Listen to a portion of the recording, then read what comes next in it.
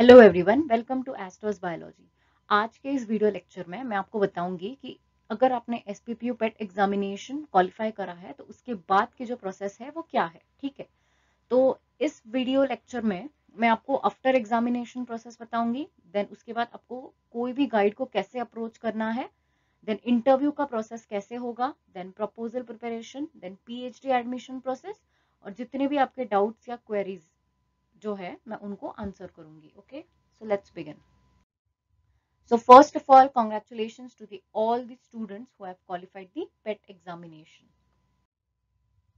Okay, तो अभी हम इंटरव्यू प्रोसेस के बारे में बात करेंगे। तो इंटरव्यू के लिए आपको ये जो 3 पॉइंट्स है इनको ध्यान में रखना है। Okay, whether the candidate has the competence for the proposed research, then the research work can be suitably undertaken at the institute or college or not. Okay, and whether the proposed area of research can contribute to the new or additional knowledge. ये 3 points को ध्यान रखते हुए आपका interview process जो है वो conduct किया जाएगा। ओके, नाउ मैंने कुछ कॉमन जो मुझे क्वेश्चंस पूछे गए हैं ईमेल्स पे या कमेंट सेक्शन पे, मैंने वो सारे क्वेश्चंस इकट्ठे करे हैं और I have tried answering those questions. Okay, so around 20-25 questions मैंने आंसर करे हैं। Okay, so the first one is how to approach guide before interview process. बहुत लोगों ने मुझे ये क्वेश्चन पूछा है।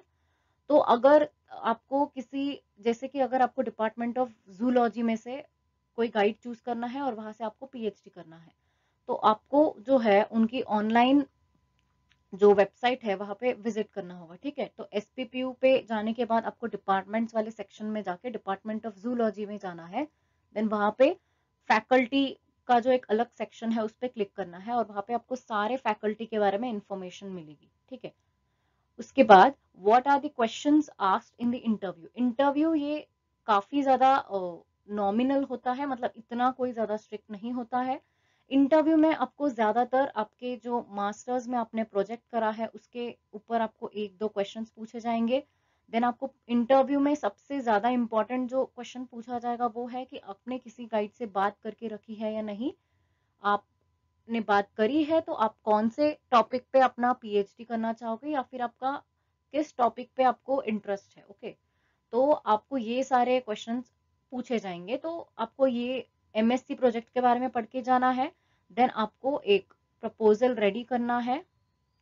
ठीक है, उसके अलावा आपको रिसर्च के बारे में 1-2 क्वेश्चंस पूछे जाएंगे या फिर आपको प्रपोजल बेस्ड कुछ क्वेश्चंस पूछे जाएंगे।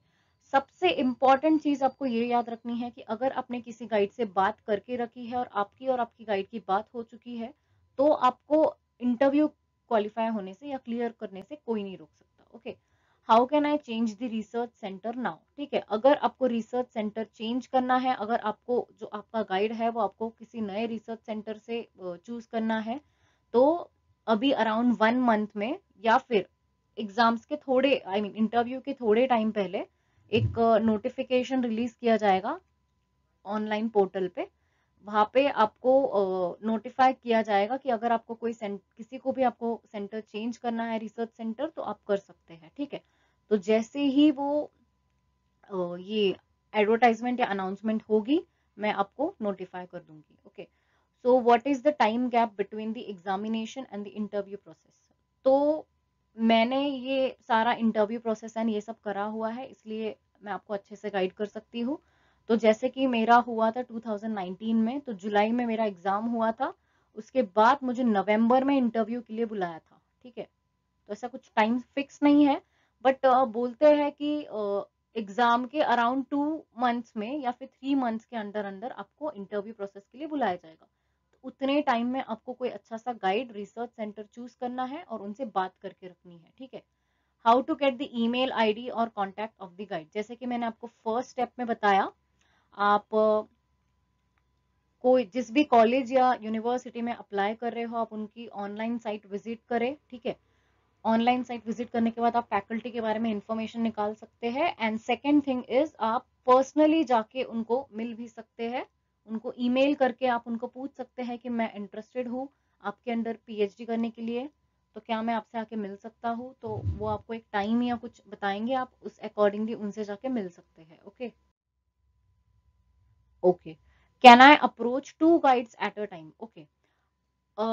मेरे हिसाब से तो ये नहीं करना चाहिए, आपको कोई एक ही गाइड चूज करना है और उन्हीं को अप्रोच करना है। बिकॉज अगर आप किसी गाइड को जाके बोलते हैं कि सर या मैम मैं आपके अंडर पीएचडी करने के लिए इंटरेस्टेड हूँ, तो फिर वो जो गाइड है वो किसी और स्टूडेंट को नहीं लेगा। ठीक है, तो आप ऐसे टाइम पे किसी दो गाइड को होप्स देके नहीं रख सकते कि मैं आपके अंडर पीएचडी करने वाला हूँ, तो वो गाइड फिर किसी दूसरे स्टूडेंट को नहीं लेगा। इसलिए मेक श्योर कि आप किसी एक ही गाइड को अप्रोच करें। ठीक है।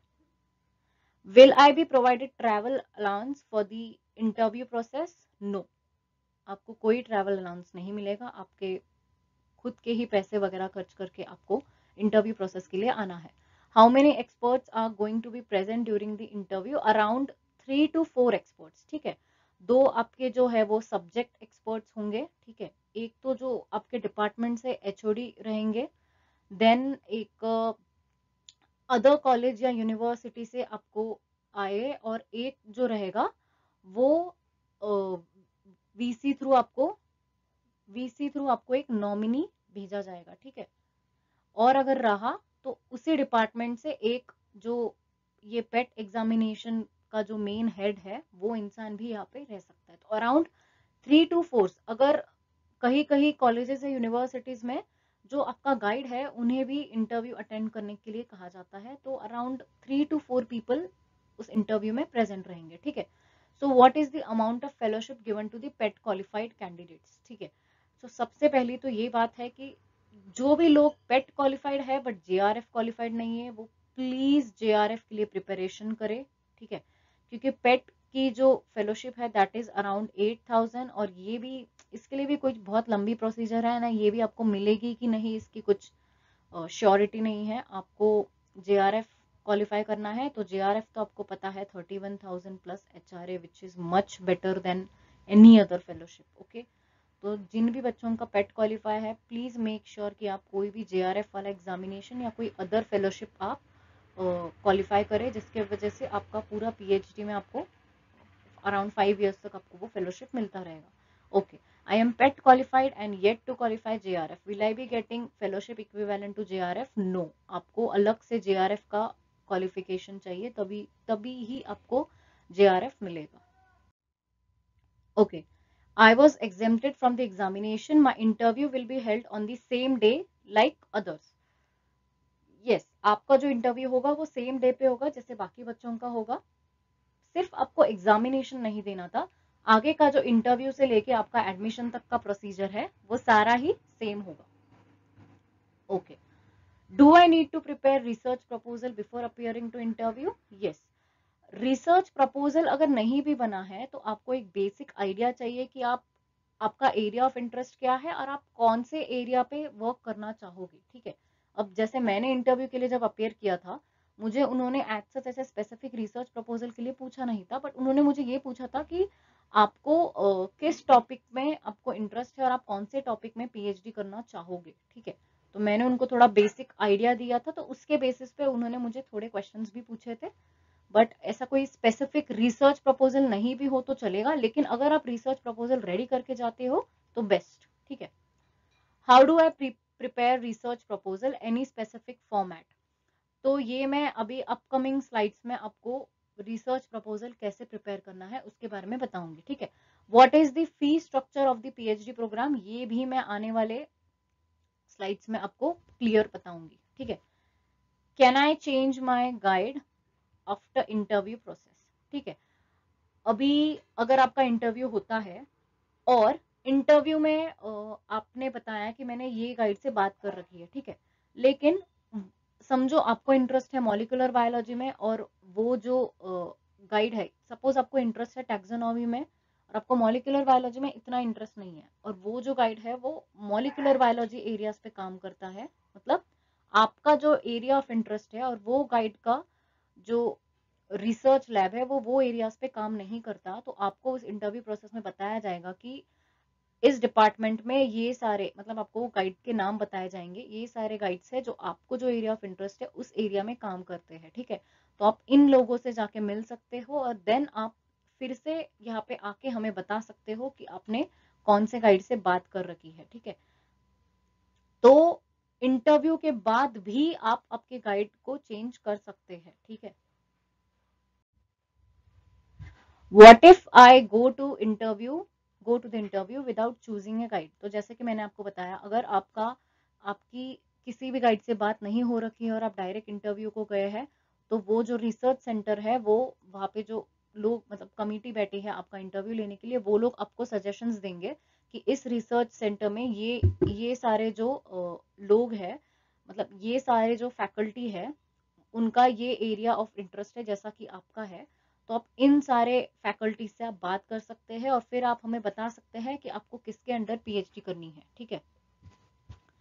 I haven't qualified any JRF, can I take admission to PhD after qualifying JRF, ठीक है।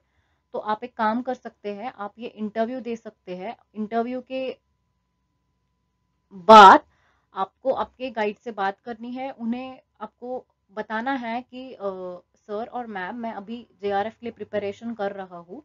तो इंटरव्यू के बाद आपका प्री पीएचडी सिनॉप्सिस का प्रेजेंटेशन होता है, जहाँ पे आपका जो प्रपोजल है उसको आप कुछ एक्सटर्नल एंड इंटरनल एक्सपर्ट्स के सामने रखोगे और वो डिसाइड करेंगे कि आपको इस टॉपिक पे पीएचडी करनी चाहिए या इसमें कुछ चेंजेस करने चाहिए, ठीक है। तो इंटरव्यू से लेके वो प्री पीएचडी सिनॉप्सिस तक या फिर प्रेजेंटेशन तक आप थोड़ा ब्रेक ले सकते हैं या नहीं, आपको इस चीज के बारे में आपके गाइड से बात करनी है, ठीक है। Will interview date be my date of registration for PhD? No. Interview date के बाद, जैसे मेरा नवंबर में इंटरव्यू हुआ था और मेरा फरवरी में प्री पीएचडी सिनॉप्सिस प्रेजेंटेशन हुआ था, तो फिर उतना मुझे टाइम गैप मिला था। तो ये कम्प्लीटली आप पे और आपके गाइड पे डिपेंड करता है और आप जिस रिसर्च सेंटर पे काम करने वाले हो उस पे भी डिपेंड करता है। जैसे मुझे फरवरी के स्टार्ट में एक लेटर आया था जहाँ पे मुझे बताया गया था कि मुझे अराउंड 20 फेब के अंदर अंदर मेरा जो प्री पीएचडी सिनॉप्सिस है वो मुझे वहाँ पे प्रेजेंटेशन देना होगा, ठीक है। Okay, what is the next step after interview? तो इंटरव्यू के बाद आपका प्रेजेंटेशन होगा, ठीक है। प्रपोजल का आपका प्रेजेंटेशन होगा जिसमें आपको आपका जो प्रपोजल है आपके गाइड के साथ मिलके आपको फाइनलाइज करना है, उस पर थोड़ा सा काम करना है। दैट मीन्स आपको रीडिंग वगैरह आपका स्ट्रॉन्ग चाहिए, वो सारा तैयारी करके आपको एक प्रेजेंटेशन बनाना है एंड देन आपको वो प्रेजेंट करना है in front of internal and external subject experts. Okay okay, when will we get the interview results? ठीक है, तो जैसे कि मैंने नवंबर में अपना इंटरव्यू दिया था, नवंबर 2019, ओके। तो मुझे अराउंड जनवरी 2020 में एक list of the students I थी डिपार्टमेंट में और ऐसा आया था कि ये सारे स्टूडेंट्स अभी आगे के पीएचडी प्रोसेस के लिए एलिजिबल है, ठीक है।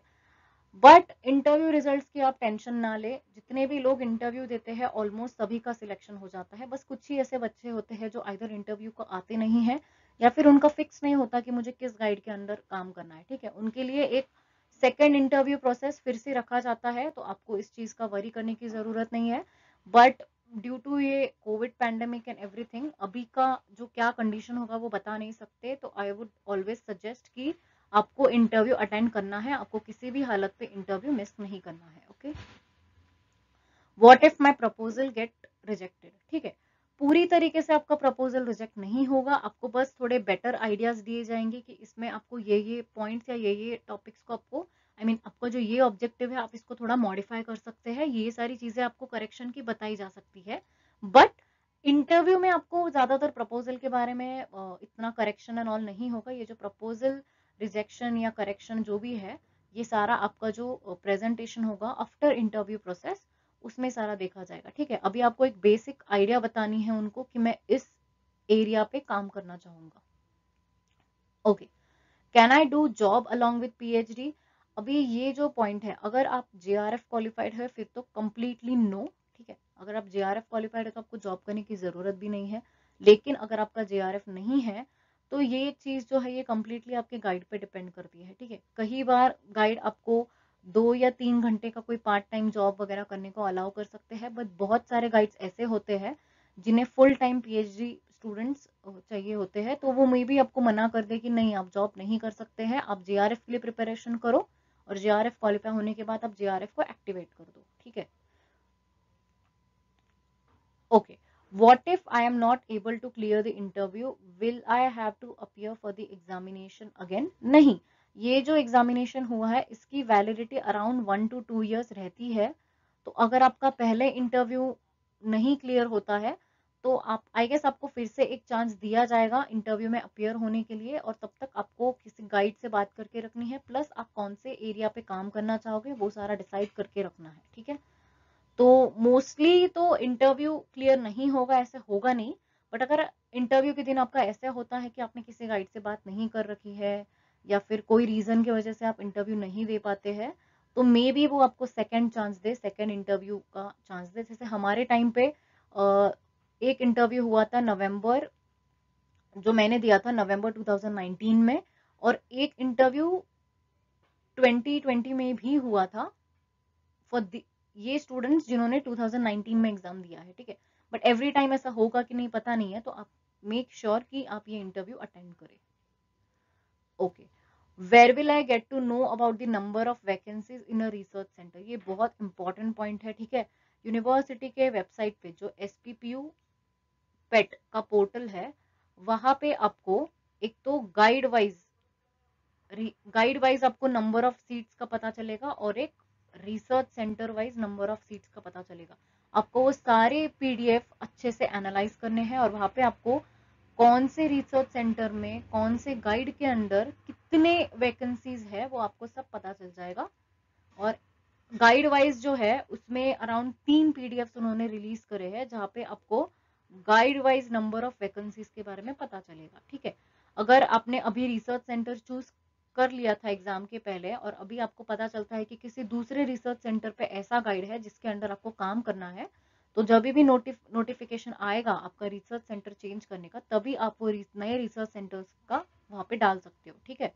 तो ये कोई प्रॉब्लम वाली बात नहीं है कि आपने जो रिसर्च सेंटर पहले चूज करा है आपको वही के गाइड के अंडर काम करना पड़ेगा, ऐसा कुछ नहीं है। अगर कोई दूसरे रिसर्च सेंटर में आपको लगता है कि नहीं मुझे वो वाले रिसर्च सेंटर पे नहीं, ये नए वाले रिसर्च सेंटर पे काम करना है, तो आप वैसे जब ये निकलेगा notification about research centre change, आप कर सकते हैं। Okay, I want to pursue PhD from Pune University, but I have selected a different college. What should I do now? ठीक है, तो जैसे कि मैंने आपको बताया कि अगर आपने कोई और कॉलेज रिसर्च सेंटर चूज करा है और आपको ऐसे लगता है कि आपको पुणे यूनिवर्सिटी के कोई डिपार्टमेंट से PhD करनी है, तो जब भी नोटिफिकेशन आएगा आपका रिसर्च सेंटर चेंज करने का, तभी आप वो रिसर्च सेंटर चेंज कर सकते हैं। ओके, अभी मैं PhD प्रपोजल का आपको फॉर्मेट बताऊंगी। ये जो मैं फॉर्मेट बताने वाली हूँ, ये जो फाइनल PhD प्रपोजल होगा उसका फॉर्मेट है, ठीक है। आप थोड़ा सा रफ PhD प्रपोजल बना के भी इंटरव्यू में जा सकते हैं। इंटरव्यू में आपको बस खाली एक आइडिया देना है कि आप कौन से एरिया पे आपका काम होना चाहिए, और जिस एरिया पे आप काम करना चाहते हो उससे रिलेटेड उस डिपार्टमेंट में वो फैसिलिटीज है या नहीं, उतना ही खाली ये रिसर्च ये इंटरव्यू में आपका देखा जाएगा। ओके, देन ये जो PhD प्रपोजल है इसको आपको अकेले नहीं बनाना है, आपको आपके गाइड के साथ मिलके ये PhD प्रपोजल को बनाना है, ठीक है। तो इसमें पहले तो होगा इंट्रोडक्शन, जो भी टॉपिक पे आप काम करना चाहते हो उसके बारे में। सपोज आप किसी प्लांट फैमिली पे काम कर रहे हो, तो उसके बारे में जितना भी बेसिक इंट्रोडक्शन है, जितना भी नॉलेज थोड़ा अवेलेबल है, उसके बारे में आप थोड़ा लिख सकते हैं, ठीक है।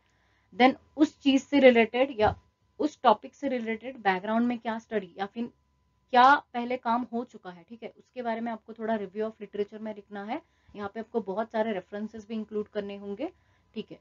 उसके बाद based on your review of literature आपने क्या एम्स एंड ऑब्जेक्टिव्स डिजाइन करे हैं आपके PhD के लिए, वो आपको यहाँ पे लिखना है।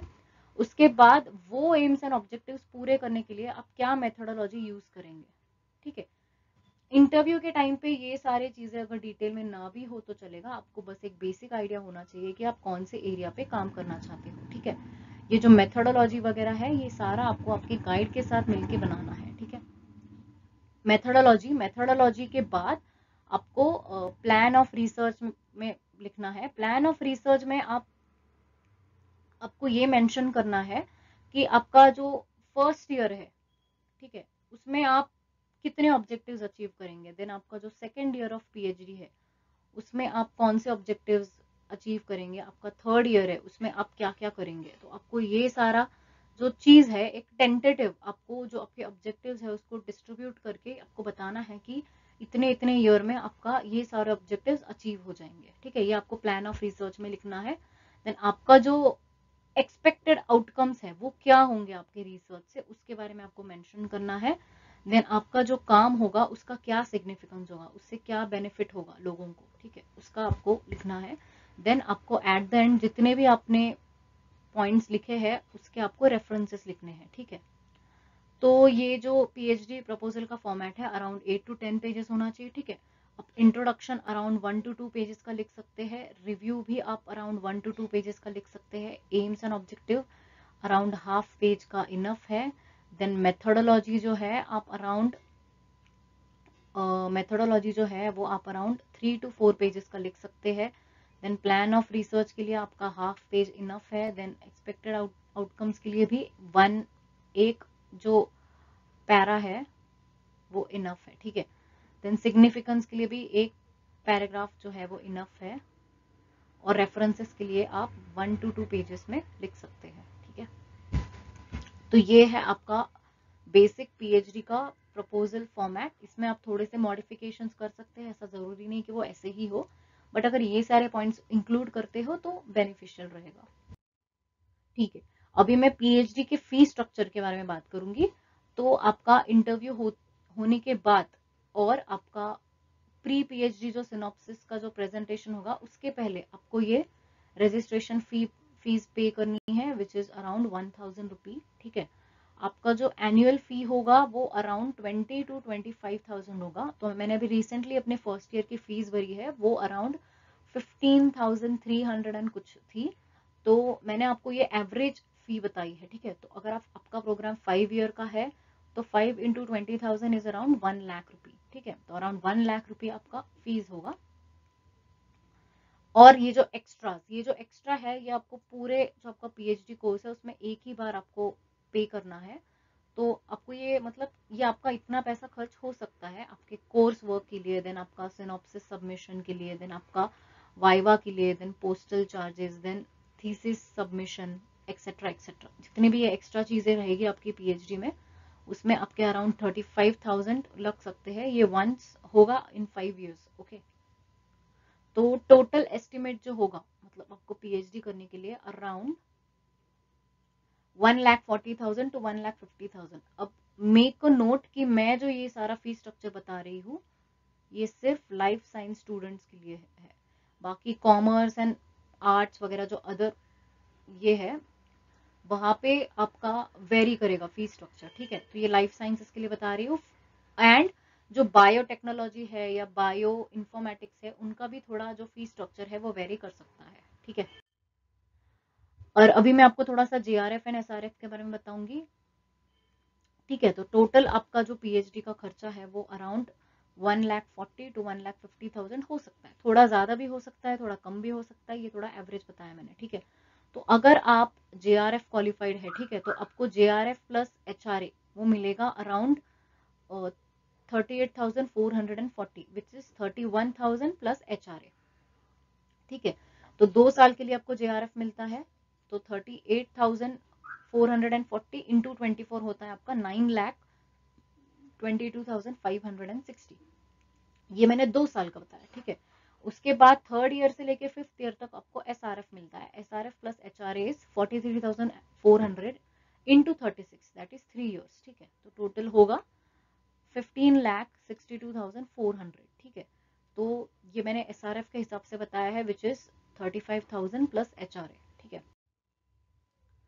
तो उतना आपको जेआरएफ और एसआरएफ मिलेगा, तो don't worry about PhD fees, वो तो आराम से आपका उसमें कवर हो जाएगा। ठीक है, इसलिए I am telling you this कि मेक श्योर आप कोई जेआरएफ का एग्जामिनेशन क्वालिफाई करें या फिर कोई ऐसा फेलोशिप क्लियर करे जिसके वजह से आपको आपके पीएचडी में फाइनेंशियली सपोर्ट मिले। ठीक है, उसके बाद आपको इसके अलावा कोई भी एक्स्ट्रा क्वेरीज या डाउट है तो आप मुझे astersbiology@gmail.com पे पूछ सकते हैं। ठीक है, और आप कमेंट सेक्शन में भी मुझे कोई डाउट या क्वेरीज जो है वो पूछ सकते हैं, ठीक है। और आपको जितने भी डाउट्स या क्वेरीज हैं आप मुझे ईमेल करेंगे तो मैं मे बी अगर बहुत सारे डाउट्स या क्वेरीज इकट्ठा होते हैं तो मैं उस पर अलग से फिर से वीडियो बना के आप लोगों को उसके वजह से गाइड कर सकती हूँ, ठीक है।